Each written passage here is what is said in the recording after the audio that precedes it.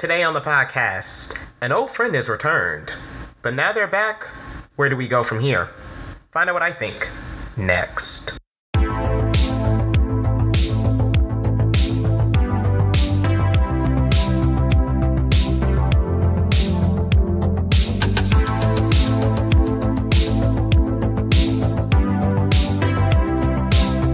Hop in, buckle up, and get ready to lay it on the line.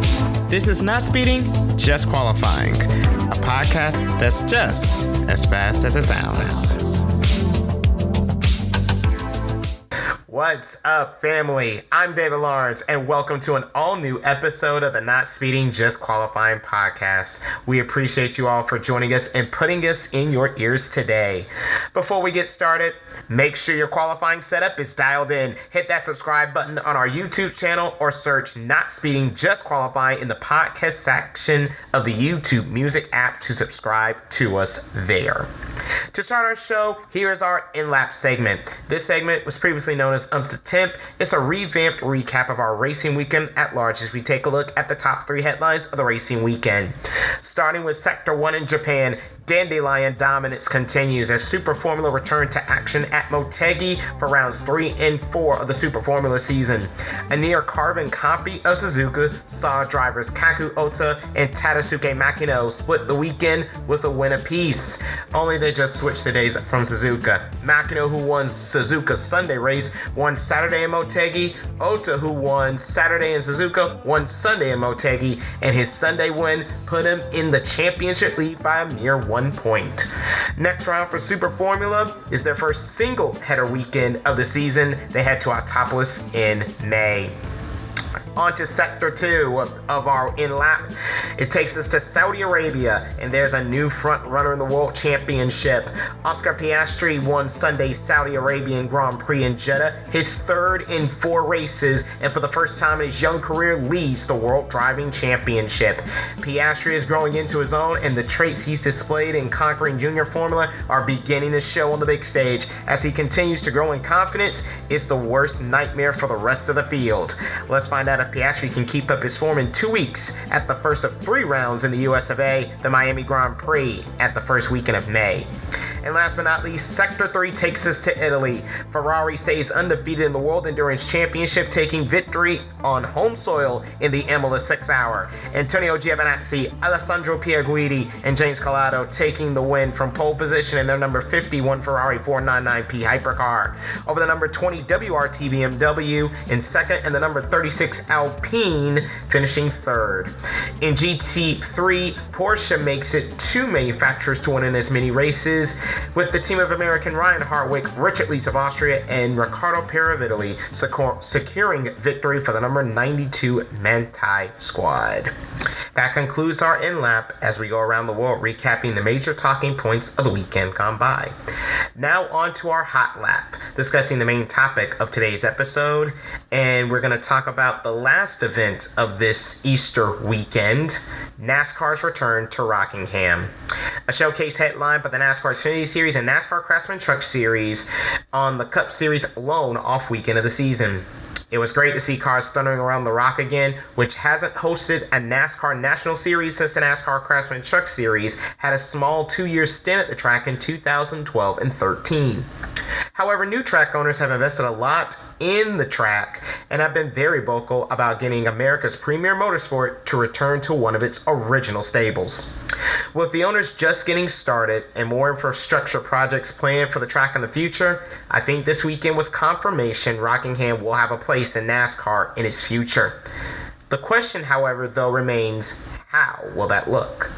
After Saturday's Xfinity race, Bob Pockrass of NASCAR Fox took to the internet to share his sentiments on the future of Rockingham. Take a listen to his thoughts. Should Cup come here? I saw Kenny Wallace saying 2027 they should have Cup here. This was a big lift just to have Xfinity and trucks. It took a lot of work to get this track ready. It would take a lot more work and a lot more dollars. We're talking lots of zeros to get it ready for a Cup event, for the infrastructure and everything. You know, you heard people waiting long lines to get into parking lots. You know, some of the amenities that you'd want for a Cup race aren't here yet. And my big question would be, why mess with a good thing? You have great Truck Xfinity weekend here. Now look, I know from a promoter standpoint, you'd want the money of a Cup race. You're talking several $1 million. But man, what I saw this weekend on Friday and Saturday of Trucks and Xfinity, I'd love it if those guys could be the stars of the show here at Rockingham going forward. That was Bob during his Second Thoughts piece from the weekend at Rockingham, and he makes a very interesting point about Trucks and Xfinity being the stars of the show at Rockingham, at least for the foreseeable future. And frankly, I agree. Allow me to expand on that a little bit more. In modern day NASCAR, budget and money saving is the name of the game. Hence the reason we have so many Truck and Xfinity races sharing weekends with Cup now, compared to the late 90s and early aughts when this wasn't as common. I'm always one to beat the drum of let the Xfinity and Truck series get some standalone opportunities and get their chance to shine. And yes, we will still have those this season. Xfinity will have a standalone race in Portland in August, away from its June date it's had the last few years. And Trucks will be heading to Lime Rock Park in June for the first time. But in there lies the problem. These will be the only standalone races after Rockingham for these series in 2025. To compound the quote-unquote problem, if you will, when Trucks are at Lime Rock, the Xfinity Series will be the Cup undercard and Atlanta that same weekend. And when Xfinity goes to Portland for Labor Day weekend, the Trucks will be the Saturday prelude to the Southern 500 at Darlington. I love Rockingham because it's a great opportunity for both series to make the headline without having to worry about Cup being a distraction, if not alongside them, somewhere else. In the past, Truck and Xfinity races would have their own doubleheader weekends at tracks such as the Milwaukee Mile in Iowa, and they drew great crowds on their own. But here's the one key difference between this weekend at Rockingham compared to those Milwaukee and Iowa weekends. During those weekends, Cup would be racing somewhere else, stealing the spotlight and taking away attention. This weekend, Truck and Xfinity got the Friday and Saturday before Easter weekend with no Cup on the radar, and the fans responded in kind, especially in an area of the country where, one can argue, is well saturated in NASCAR racing as it is. But the fans supporting this track reminded us that the area of Rockingham, a town synonymous with the sport of NASCAR since the mid-1960s and holding Cup races for 40 years, still love their racing and remember their roots, and encourages NASCAR to do the same. The track owners I mentioned earlier have been vocal about bringing Cup back to the Rock, and if they equal their crowd numbers next year, they can go down to NASCAR headquarters in Daytona Beach and make a sound case for their inclusion. But as Bob mentioned, while the allure of a Cup race is irresistible, is it best for Rockingham right now? Allow me to bring this case study to your attention. Another track that started out hosting Trucks and Xfinity only for a number of years, Kentucky Speedway.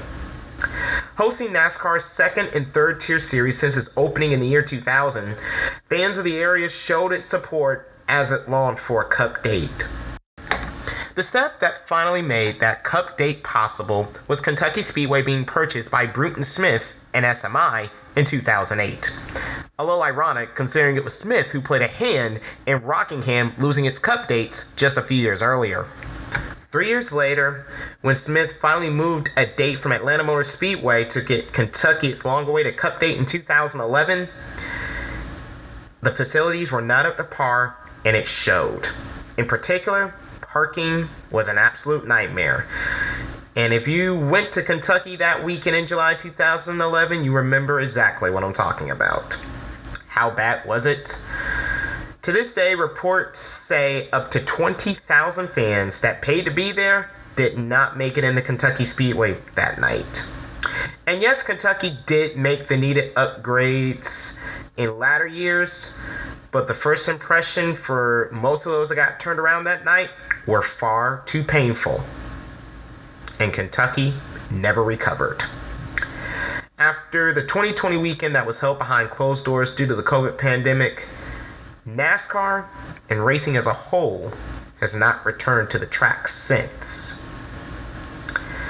I say all that to say, Rockingham, please proceed with caution. We know you want a cup date, and I know there are plenty of fans that share the sentiment of wanting to see the Gen 7s ripping around the Rock's high banks. But make sure you take your time and get the place ready before you do. And there was evidence this weekend that there are infrastructure deficiencies that need to be fixed. Parking, the facilities don't look like they've changed much since that 2004 Cup race. Just saying. But there is something to be said for the Trucks and Xfinity series along with the ARCA Menards E-Series, providing excellent racing product for the fans to enjoy all weekend long. And I think that equally matters. As I go back to a previous point made earlier as I begin to wrap up, why mess with a good thing? Especially something we don't get in NASCAR much anymore. Xfinity and Truck have some great racing product. A section of the fan base will argue they have better racing to Cup, and to that I say to each their own. And they too deserve their spotlight to showcase, not as an undercard or a warm-up act to Cup, but as the main attraction. To elaborate further on the warm-up act piece, when Cup drivers usually come to Truck or Xfinity to race to prep for Sunday, this weekend, races were held as part of both Xfinity and Truck Series' respective bonus programs. By NASCAR rules, current Cup drivers are prohibited from competing in these races, which further allows the stars of these series to showcase their talents. I know it cannot happen much in this day and age for the sake of series survival, but when we get the opportunity to give these series that aren't as well known the opportunity to be the main card, I do believe it's an excellent proposition for all involved. So thanks for the great weekend, Rockingham. I hope you're back to stay. And yes, while you do want the big boys back at the track soon, don't rush it. Enjoy the ride with the Xfinity and Truck Series as the main ticket. I have a feeling you won't regret it. Finally on today's show, here comes your warm-up lap, the segment where we preview the upcoming motorsports weekend and where you can watch each of these respective series here in the USA. The International GT Open Sports Car Championship opens their season in Portimao, Portugal. You can stream the series on the International GT Open's YouTube channel.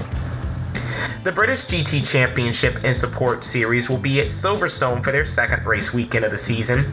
You can stream the British GT Championship on the GT World YouTube channel, and if you want to find information on the Support Series, you can also stream on their respective YouTube channels as well. The British Touring Car Championship opens up their 2025 championship at Donington Park. An interesting piece on the series, in 2024 it was the first racing series to be streamed globally on TikTok. However, as of this recording, it's not sure if they will do the same for 2025. Once we find out, we'll share it with you. The DTM Championship will kick off in Oeltersleben, Germany. You'll see both Saturday and Sunday races live on the Racer Network, the channel formerly known as MAV TV. The World Rally Championship is in Spain for the Canary Islands Rally. The World Rally Championship does not have a television broadcast partner here in the United States. The only way you'll be able to watch is through a subscription on Rally.tv. The MotoGP World Championship is in Jerez for the Spanish Grand Prix. You'll see the premiere race live on FS1. That is subject to change. Stay tuned to Fox's social media channels for final airings and networks. But if you want to follow all the other on-track action, practice, qualifying, Moto2 and Moto3, subscribe to MotoGP Video Pass. Keeping with the two wheels as we come across the Atlantic to the US of A, the AMA Supercross is in Pittsburgh. You can catch all the action Saturday night in prime time live on Peacock. The GT World Challenge America is in Austin, Texas at the Circuit of the Americas. You can stream that on GT World's YouTube channel. And last but most certainly not least, the big dogs. NASCAR is at the biggest, baddest track on the schedule, Talladega. You can catch ARCA Saturday on FS1. Xfinity will be Saturday on the CW to complete the Saturday doubleheader. And then Cup, the Jack Links 500, you'll see the action Sunday on Fox. All right, family. Thank you for tuning in and listening to today's episode. Are you listening and have a topic or series you want us to cover on the show? Drop a comment on any of our episodes and let us know. You can also reach out by email at dalmotorsports@gmail.com. Again, our email is dalmotorsports@gmail.com. We would love to hear from you all. We would also love to hear from you and connect with us on social media. We're on Blue Sky, X, Instagram, and TikTok, all at the same handle at NSJQ Podcast. Subscribe to our show so you don't miss whenever we drop new content for the pod. Also, like and share our stuff. The more you like and share, the more YouTube will start recommending our episodes to others. And lastly, if you want to follow little old me on my personal social media handles, links will be in the description box to this episode. I'll talk to you next time for another episode of the Not Speeding, Just Qualifying podcast. Until then, I'm David Lawrence, and always remember, you're not living life to the fullest until you're going flat out. So long, everyone.